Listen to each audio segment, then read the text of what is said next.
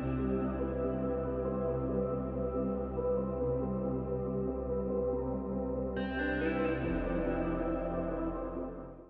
friends, வணக்கம்.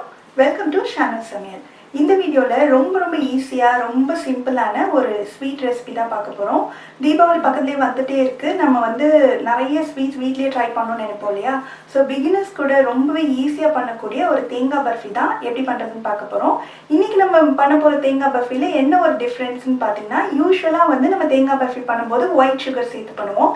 இன்னைக்கு நம்ம சுகர் எதுவும் சேர்க்காம ரொம்பவே ஹெல்தியா வெல்லம் சேர்த்து பண்ண போறோம். இதுவுமே ரொம்ப டேஸ்டா இருக்கும். பார்க்கிறதுக்கும் கோல்டன் கலர்ல ரொம்பவே நல்லா இருக்கும். செய்யறது ரொம்ப ஈஸி. வாங்க எப்படி பண்றதுன்னு பார்க்கலாம்.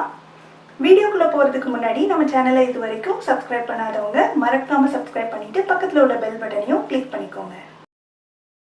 நம்ம தேங்காய் பர்ஃபி செய்கிறதுக்கு முன்னாடியே நம்ம கடைசியில் மாற்றுவோம் இல்லையா, அந்த ட்ரேவாக இருந்தாலும் சரி தட்டாக இருந்தாலும் சரி, அதில் கொஞ்சமாக ஒரு டீஸ்பூன் அளவுக்கு நெய் சேர்த்துட்டு இது நல்லா இப்படி ஸ்ப்ரெட் பண்ணி விட்டுறணும். இந்த மாதிரி ரெடி பண்ணி வச்சுக்கிட்டோம்னா நம்ம பர்ஃபி கிளறினதும் மாற்றுறதுக்கு ஈஸியாக இருக்கும். ஏன்னா சீக்கிரமாக செட் ஆக ஆரம்பிச்சிடும் இல்லையா, அதனால நம்ம இந்த இது ரெடியாக வச்சுக்கிட்டோம்னா டக்குன்னு மாற்றிடலாம். இதை ஃபுல்லாக நெய் தடவியாச்சு. இது ரெடியாக இருக்கட்டும். இதில் நான் 1 கப் அளவு தேங்காய் துருவல் எடுத்திருக்கேன். இந்த தேங்காய் துருவல் பார்த்திங்கன்னா நம்ம இந்த தேங்காயோட ஓடு இருக்கும் இல்லையா, ஒரு மாதிரி ப்ரௌன் கலராக, அது இல்லாமல் நான் துருவி எடுத்திருக்கேன். அதனால தான் நல்ல ஒயிட்டாக இருக்குது. இந்த மாதிரி நம்ம பண்ணும்போது நல்ல சாஃப்டாக கிடைக்கும் நம்மளுக்கு பர்ஃபி. நான் எவ்வளோ அளவு தேங்காய் எடுத்திருக்கேனோ அதே அளவு தான் பொடி பண்ண வெல்லமும் எடுத்திருக்கேன். ஸோ ரெண்டுமே சம அளவு எடுத்துக்கிட்டோம்னா கரெக்டாக இருக்கும். இப்போ செய்ய ஸ்டார்ட் பண்ணலாம். ஒரு பேனை சூடு பண்ணி அதில் ஒரு 1.5 டீஸ்பூன் அளவுக்கு நெய் சேர்த்துக்கலாம். இது கூட நம்ம எடுத்து வச்சிருக்க தேங்காய் துருவலை சேர்த்துடலாம். இந்த நெய்லேயே தேங்காய் துருவலை ஒரு நிமிஷம் மட்டும் நல்லா வதக்கிடலாம். ரொம்ப ட்ரை ஆகிற அளவுக்கு வதக்கணும்னு அவசியம் கிடையாது. லேசாக ஒரு வாசனை வரும், அந்த அளவுக்கு நம்ம வதக்கிட்டோம்னா கரெக்டாக இருக்கும்.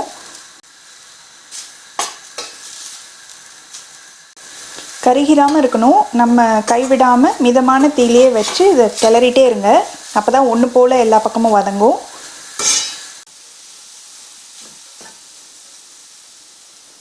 இப்போது தேங்காய் 1 நிமிஷம் பக்கம் வதக்கியாச்சு.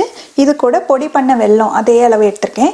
இந்த வெல்லத்தில் கல் மண்ணெல்லாம் இல்லை, அதனால நான் அப்படியே சேர்க்குறேன். இந்த வெல்லம் உருகிறதுக்காக ஒரு 2 டேபிள் ஸ்பூன் மட்டும் தண்ணி சேர்த்துக்கலாம். நல்லா கிளறி விடலாம். சப்போஸ் உங்களோட வெல்லத்தில் நிறைய கல் தூசி இதெல்லாம் இருக்கும்னு நினச்சிங்கன்னா நீங்கள் இதே அளவு வெல்லம் எடுத்து ஒரு 2 டேபிள் ஸ்பூன் தண்ணியில் நல்லா அது கரைஞ்சதுக்கப்புறமா வடிகட்டி அதுக்கப்புறம் சேர்த்துக்கோங்க. இது நல்லா கிளறி விட்டுட்டே இருக்கும்போது இந்த வெல்லம்லாம் நல்லா உருகி வரும். ஸ்டவ் ஃபுல்லாக மிதமான தீயிலே வச்சு தான் இது செய்யணும்.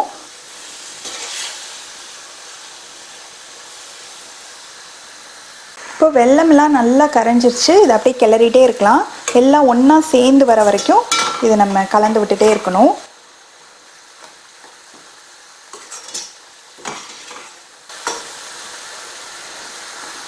இந்த ஸ்டேஜில் நம்ம வாசனைக்காக ஏலக்காய் தூள் ஒரு 1/4 டீஸ்பூன் இருக்குது, அதை சேர்த்துக்கலாம். நல்லா கலந்து விட்டுட்டே இருக்கலாம்.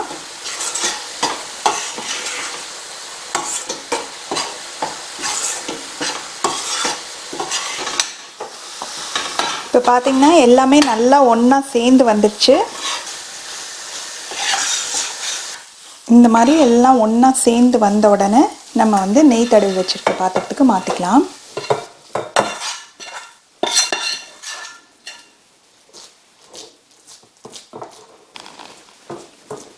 இந்த மாதிரி இதை நல்லா அழுத்தி விட்டுறணும். நல்லா அழுத்தி சமப்படுத்தி விட்டிங்கன்னா இது கொஞ்சம் ஆறுனதுக்கப்புறமா நம்ம கட் பண்ணுறதுக்கு ஈஸியாக இருக்கும்.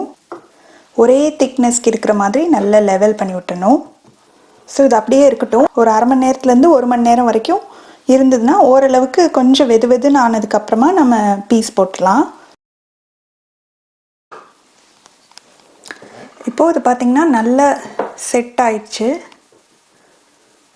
இப்போ நம்ம எந்த சைஸில் நம்மளுக்கு வேணுமோ அந்த சைஸில் நம்ம கட் பண்ணிக்கலாம்.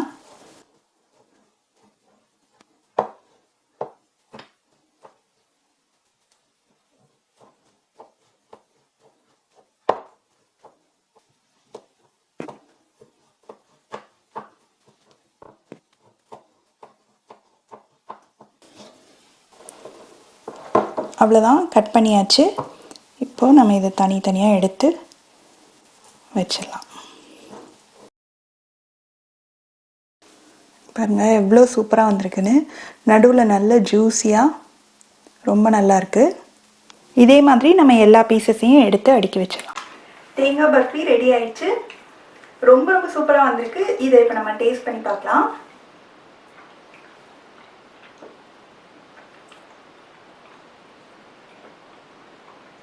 ரொம்ப நல்லாயிருக்கு, ரொம்ப சாஃப்டாக இருக்குது. நம்ம சுகர் வச்சு பண்ணுறதை விடவே வெல்லத்தில் சேர்த்து பண்ணுறது ரொம்பவே டேஸ்ட்டாக இருக்குது. நீங்களும் இந்த தீபாவளிக்கு கண்டிப்பாக இந்த ரெசிபியை ட்ரை பண்ணி பார்த்துட்டு எப்படி வந்ததுன்ற கமெண்ட்ஸை மறக்காமல் ஷேர் பண்ணுங்கள். தேங்க்ஸ் ஃபார் வாட்சிங்.